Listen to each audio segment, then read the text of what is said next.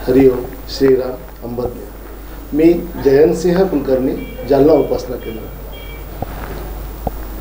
परमपूज्य बापू असं म्हणतात की मी तुला कधीच टाकणार नाही, आणि या वाक्याचे दरवेळेसच आपल्याला प्रचिती येते. माझ्या बाबतीत 24 जानेवारी 2016 या दिवशी एक प्रसंग घडला होता, आणि तो अनुभव, बापूंचा अनुभव आज मला या ठिकाणी तुम्हाला सांगावं असं वाटतं.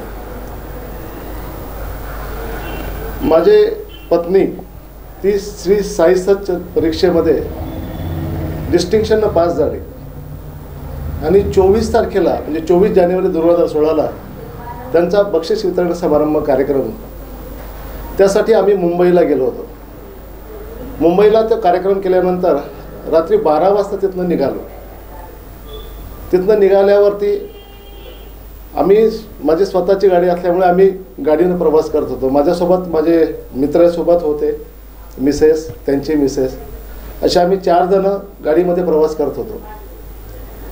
मी कल्याणहून नाशिकला जाण्याऐवजी नगर मार्गे, म्हणजे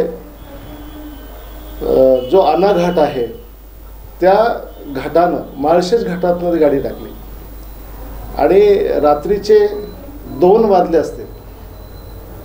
रात्री 2 वाजता मी आना घाटामध्ये होतो, आणि माझ्यासमोर एक मोठा ट्रक, ज्याला तो आना घाट सहज चढता येईना, त्याच्या मागे माझी गाडी, आणि तो त्याला चढता येईना म्हणून तो मागे आला तर माझी गाडी मागे होती, आणि तो जसा मागे आला तसा माझ्या गाडीला येऊन अडकला. त्याचं संपूर्ण ओझं माझ्या गाडीवर पडलं, आणि मी क्षणार्धात त्या ठिकाणी ब्रेक लावून उभं राहिलो, पण माझ्या गाडीचं ॲक्सल आणि काच हे दोन्हीही तुटलं. त्याच्यानंतर गाडी थोडी जरी खाली गेली असती तर आम्ही दरीमध्ये घुसळलो असतो. त्या ठिकाणी ब्रेक लावून, म्हणजे ते ब्रेकही कसं लागलं हे सुद्धा अनाकलनीय आहे.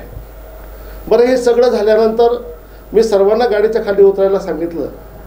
सगळेजण गाडीच्या खाली उतरले, आणि मी मात्र मुद्दामून ब्रेकवरती पाय देऊन बसून राहिलो. तो ट्रक ड्रायव्हरसुद्धा खाली उतरला, आणि त्यांनी गाडीच्या टायरला मोठाने दगडं लावलीत. त्यावेळेस मी गाडीच्या खाली उतरलो.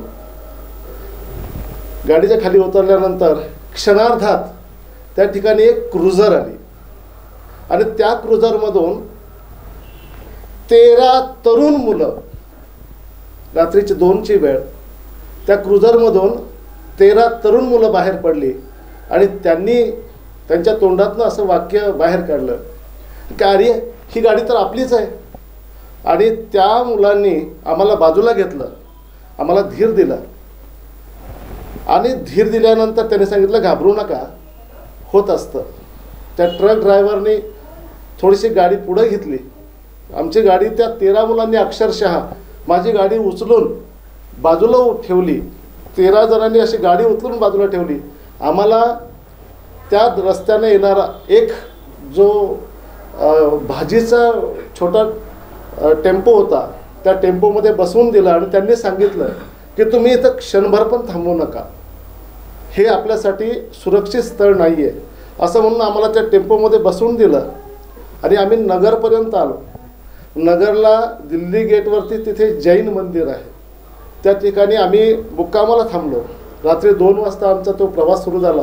रात्री 3:30 वाजता, 3:45ला आम्ही जैन मंदिरात आलो. तिथे आम्हाला त्यांनी जागासुद्धा मिळवून दिली, आणि तिथे आम्ही मुक्काम केला. ते गाडीकडे बघायचं सुद्धा नाही असं त्या लोकांनी सांगितलं की तुम्ही ताबडतोब इथून निघून जा. हे सगळं झाल्यानंतर मी सकाळी फोन लावला, आणि जसा मुंबईला फोन गेला, मुंबईहून नगरचे प्रमुख सेवक, आता श्री गुरु सप्तसंघ सेवक आहेत, त्यांचा फोन सकाळी मला 7 वाजता आला की जयंतसिंह नेमके कुठं झालेलं आहे. मी त्यांना सांगितलं आना घाटात. तुम्ही काही काळजी करू नका म्हणे, तुम्ही फ्रेश व्हा, मी जास्तीत जास्त अर्ध्या 1-पाऊण तासामध्ये तुमच्यापर्यंत येतो. ते प्रमुख सेवक माझ्याकडे आले, स्वतःची गाडी, मेकॅनिक सगळं घेऊन आलेत, आणि आम्हाला गाडीत बसवलं. मी माझे मित्र आम्ही दोघंजण गाडीत बसलो आणि प्रवासाला सुरुवात झाली. आणि त्या आनाघाटात जिथे घडलं होतं ते, जिथे माझी गाडी अपघात झाला होता त्याच ठिकाणी आम्ही आलो.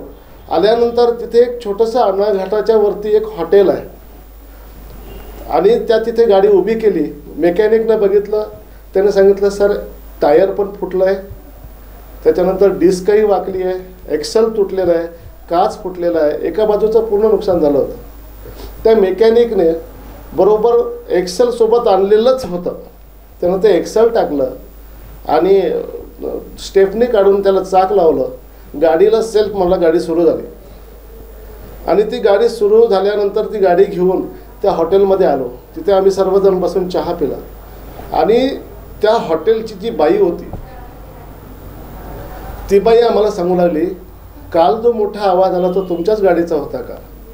म्हटलं हो, माझीच गाडी होती. बरं झालात म्हणे, तुम्हाला मदतीला तरी लोक आलीत. आता ही लोक कुठनं आलीत मला माहीत नाही. आणि 13 तरुण मुलं ती क्रुझरमधून कशी आली, कुठून आली, तर ती ज्यावेळेस ती बाई म्हणाली की परवाच्या दिवशीच इथे एक 2 व्हीलरवरती एका जणाला अडवलं आणि त्याला मारलं आणि त्याचा त्या ठिकाणी खून करण्यात आला. हे असं नेहमीच या ठिकाणी घडतं म्हणे, अशी वाटमारी या ठिकाणी होते, पण तुमचं नशीब चांगलं. त्या बाईचे वाक्य होते की तुमच्या काहीतरी तुमचा देव तुमच्यासोबत आहे म्हणून कदाचित तुम्ही सुखरूप तुमच्या गावाला पोहोचला असाल. आणि नंतर आम्ही ती गाडी घेतली. ती ॲक्सिडेंट झालेली गाडी अगदी व्यवस्थित चालत होती. तर ती गाडी घेऊन आम्ही नगरला आलो. नगरला प्रमुख सेवकांच्या घरी माझी मिसेस, नंतर माझ्या मित्राची मिसेस दोघंही होते. त्यांना सोबत घेतलं आणि त्यांना सोबत घेतल्यानंतर आम्ही जालन्याच्या प्रवासासाठी निघालो. थोडक्यात की हे सगळं कसे काय घडवून आणलं, तर बापूंनी सांगितलं की मी तुला कधीच टाकणार नाही. अपघाते जरी हे चरण पाही त्यासही रक्षे संकटी. अरे अपघाताने जरी चरण पाहिलं तरी तो संकटामध्ये रक्षण करणारा आहे. मग जो बापूंची सेवेमध्ये आहे किंवा बापूंचं नामस्मरण करतो त्याला तरी बापू कसं सोडणार. हरिओम, श्रीराम, अंबज्ञ, नाथ.